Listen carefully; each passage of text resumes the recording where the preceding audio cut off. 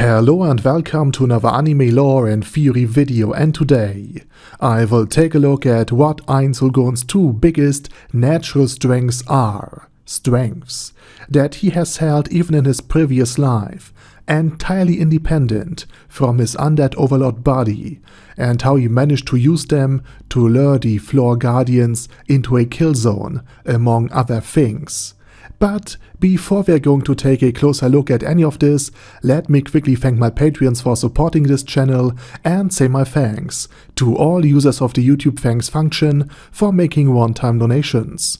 And with that said, let's dive into the topic at hand.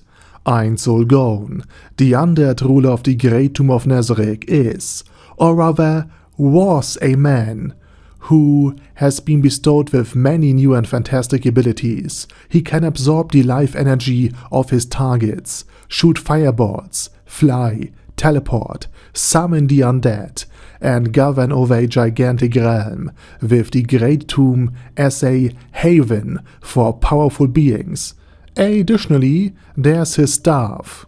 No, Albedo, not that magical staff, but I'm talking about his scepter, Ainz Ooal Gown's guild item.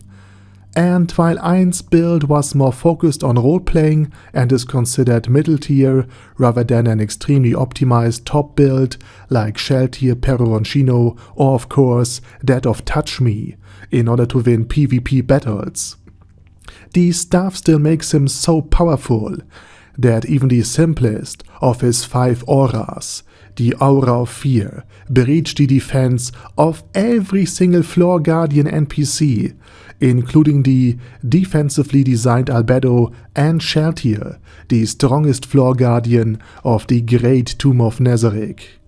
However, all these abilities are things given to Ainz through his new body. They are not something Ainz, or rather Satoru Suzuki, always had.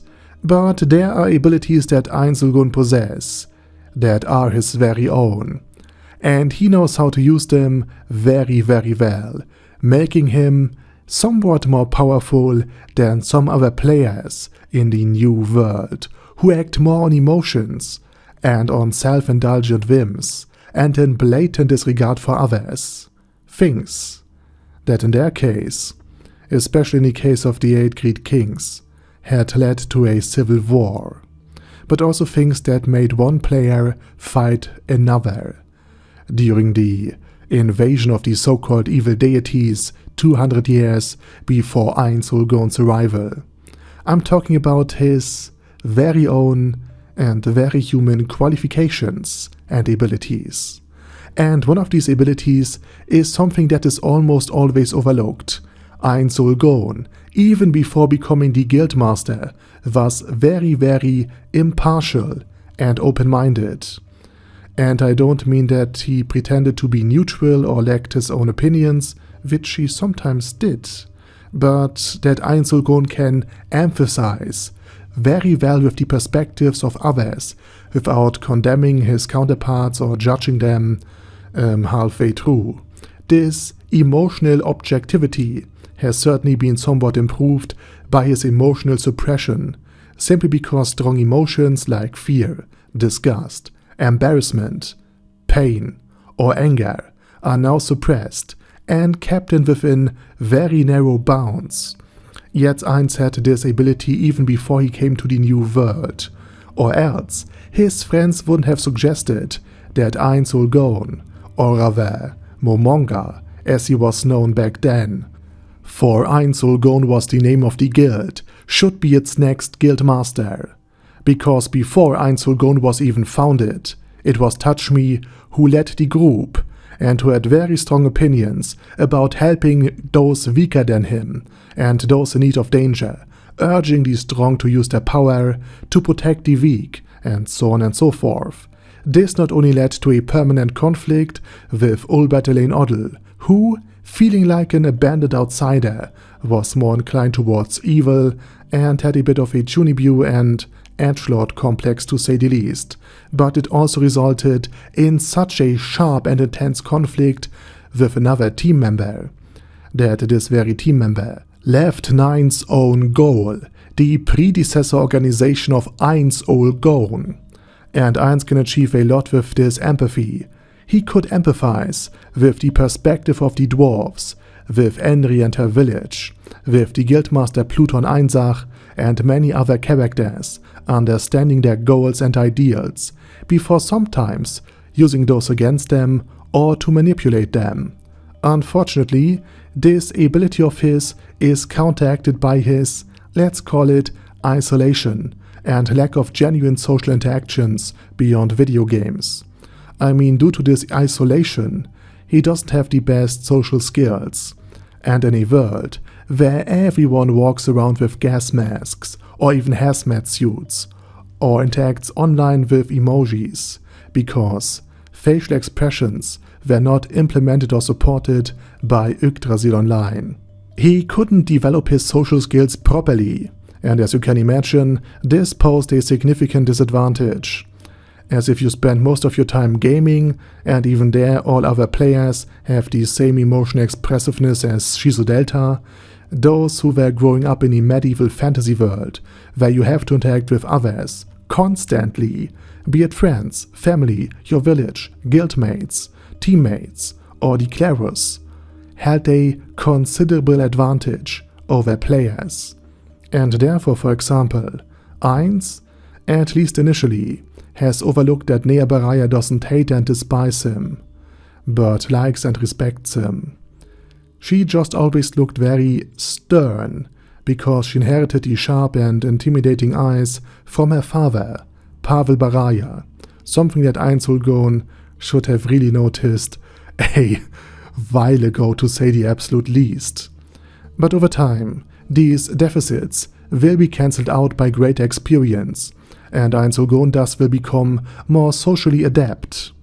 And we already have seen some indications of that, like when Ainz Ooal Gown lied to Crush Lulu and suggested to her that if she lied or tried to deceive Ainz by not truthfully reporting about her village, her husband, Sarayusu Shasha, who Ainz resurrected, would die again.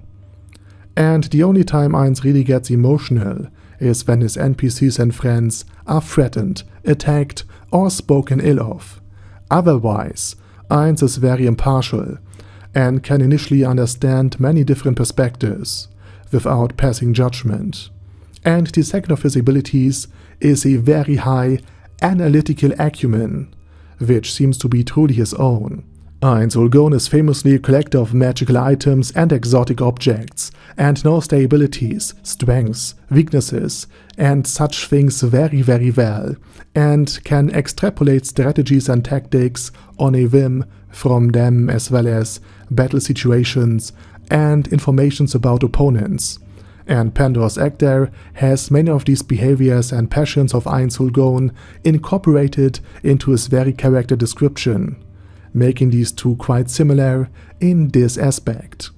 And he likely also inherited a good chunk of Ainz Ooal Gown's personality, or at least of his interests. Additionally, despite in the later years of Yggdrasil Online, when Ainz Ooal Gown was mostly alone and focused solely on gathering enough gold to maintain the guild base, he still demonstrated extensive knowledge, not only of the game's mechanics, but also of power dynamics, strengths, and weaknesses of his NPCs, and various tactics and strategies. And this wasn't just theoretical knowledge. Ainz could strategically outsmart opponents in battles through logical reasoning, deduction, and observation. And I'm not just talking about the fight against Sheltia Bloodfallen, an NPC on paper stronger than Ainz. I'm also talking about a character that Ainz Ooal Gown had virtually no idea about and just recently met. I'm talking about his confrontation with the Elf King. Even though Ainz entered the battle recklessly and punched the Elf King across the room, he quickly collected himself. And Ainz Ooal Gown was aware that the Elf King, who was currently displaying arrogance and smugness, would still attempt to flee if he sensed he was losing the battle against the undead overlord. Since Ainz didn't know the Elf King's abilities, but estimated that he himself had more mana than him, Ainz didn't attempt to harm the Elf King at all with superior spells, at least initially. Instead, he fought defensively, anticipating that the Elf King would exhaust his mana by summoning and controlling a very powerful Earth Elemental, and by casting some support spells, which he was right about. And without much mana, the Elf King wouldn't be able to use teleportation and other escape spells. And although the Elf King managed to flee on foot, he was blasted with an explosion under him and the reality slash spell. So Ainz inflicted severe wounds, preventing him from getting very far, before being caught by Mare, who was sent after him. So Ainz could face a completely unknown enemy, and would have captured him. That is, if Zashi hadn't appeared and crushed Deckham under her boots. But not even Ainz could foresee that. And I know this isn't a canonical story by any stretch of the imagination, but even in the Halloween special, where Sid from Eminence in Shadows and Ainz swapped bodies, Ainz Ooal Gown immediately recognized that Sid's entire outfit screamed edgelord and Shunibu. Therefore, he also instantly knew what was expected of him and how to behave accordingly. And in this situation, he wasn't in his undead body and couldn't benefit from his abilities like an emotional dampener or dark wisdom, which is speculated to, at least on a subconscious level, truly guide him to great success and basically being a very smart and mastermind like overlord.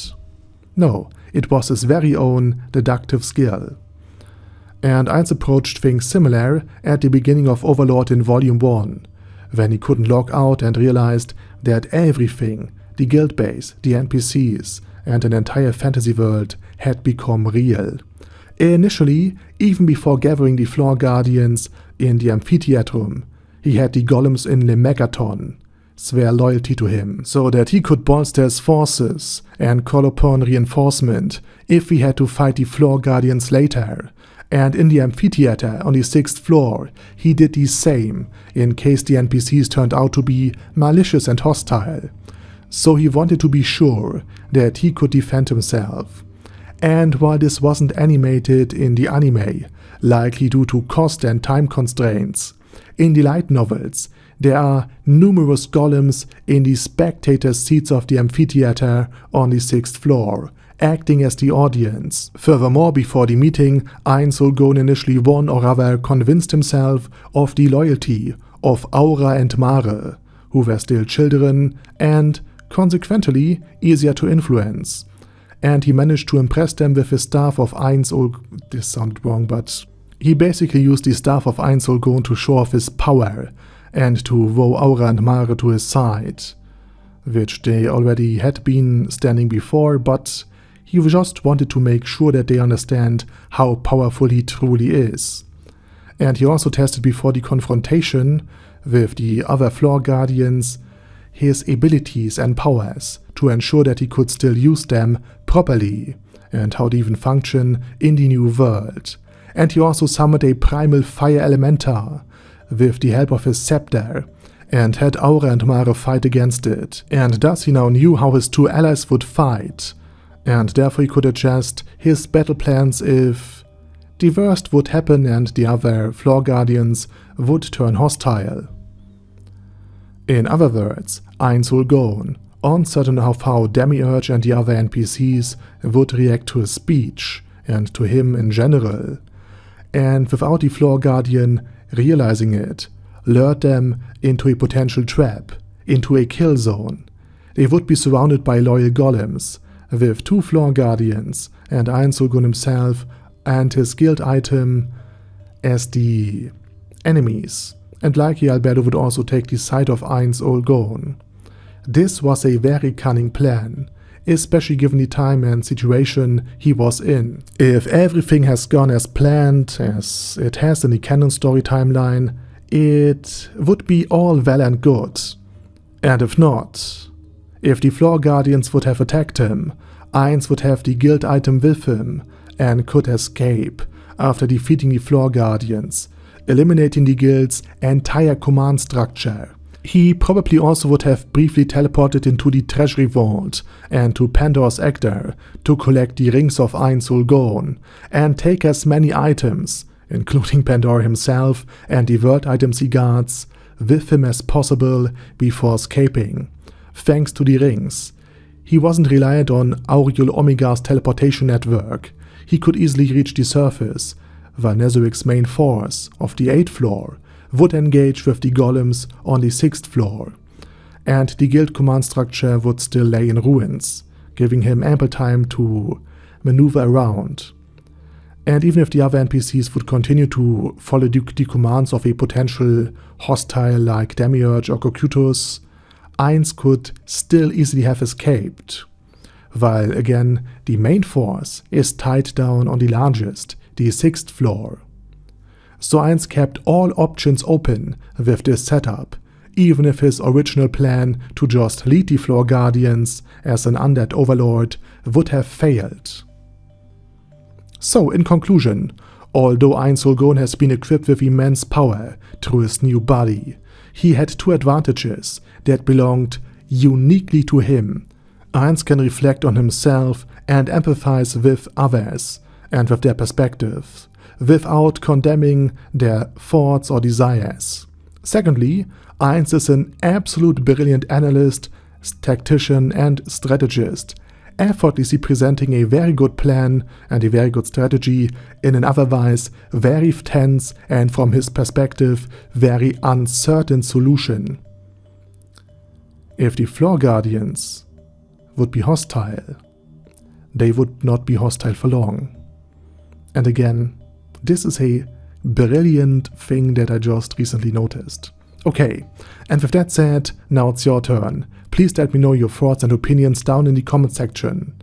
And while you type, let me thank you very much for watching, and as usual, I say my special thanks to Arder Daddy Arder, ASK, Bad Guy Yee, Bad Burrito 316, Beezer, Ben C, Brandon D, Chrissy, Crowley 0221, Sia, Crystal Prime, Dead Slime, Death is Mercy, Deathless Dragonlord, Demon Xenomorph 1987, Devin Downen, Ding Dong, Dragonlord Placido Saxophone, Duckwagon, Dunkler Krieger, Dystopia, Dystopia II, Enigmatic Unicorn, Feral Shivan, Guy with That Head, Hector Marino, Hoss, Huster, Jacob G, Jana B, Jason, J. Morris,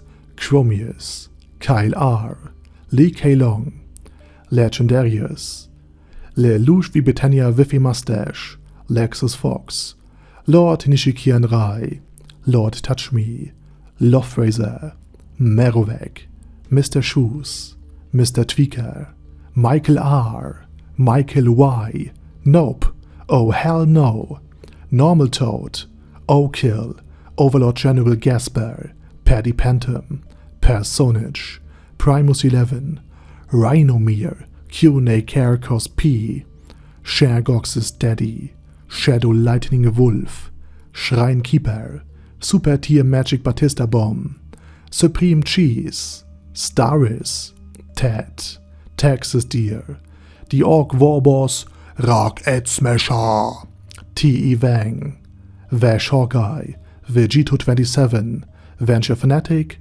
Wilhelm, Xenokai, and Zonegon. Thanks guys. Anyway, have a nice day, and I hope to see you all again soon on my next video.